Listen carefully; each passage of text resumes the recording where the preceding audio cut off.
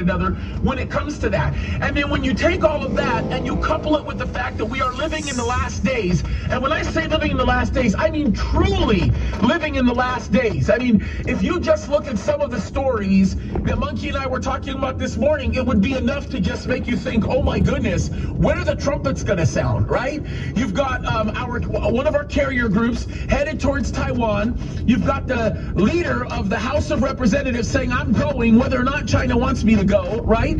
You've got the leader of the free world, who I think he's a leader of the free world, who then goes and tells China, no problem, we'll support you in whatever you want to do with Taiwan.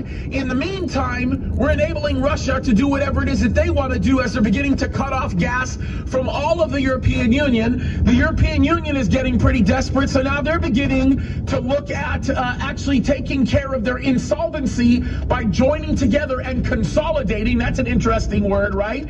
You've got Israel that's posturing themselves for something that we know is about to be very contentious. And while Israel is posturing themselves to do that, you've got Russia making a deal with Iran that involves more oil so that they can go ahead and manipulate everything in a way to appease Turkey, which is now back in their axis of evil, sort of a unity. You've got a land bridge that no longer has to be negotiated because Turkey's relationship with Syria is now being solidified through the actions of Russia being the peacemaker in the region, right? You've got the UAE, who's actually hosting some sort of a drone exercise in which the United States says they're going to participate by putting 100 unmanned aerial and actual ocean vehicles all the way around scanning everything. You've got these massive planes that are flying over the East Coast scanning for submarines, Russian submarines presumably, right? You've got the Black Sea that's completely empty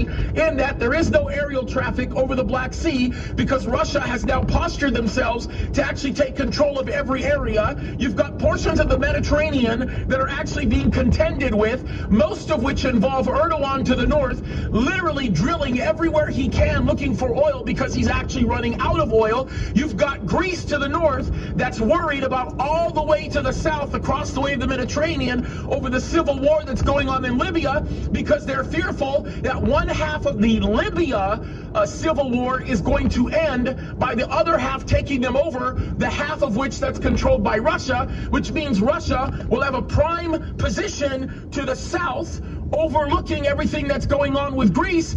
And then you make it worse because you're beginning to see destabilization all the way in Northwest Africa as it relates to the border of Spain, right where it's at with Morocco. And then you've got all kinds of things with the Arabian Desert to the south that seem to be implying that things are about to blow up. And folks, I've just gone over maybe 1/10 of the issues. Okay? Think about this. We're in the last days.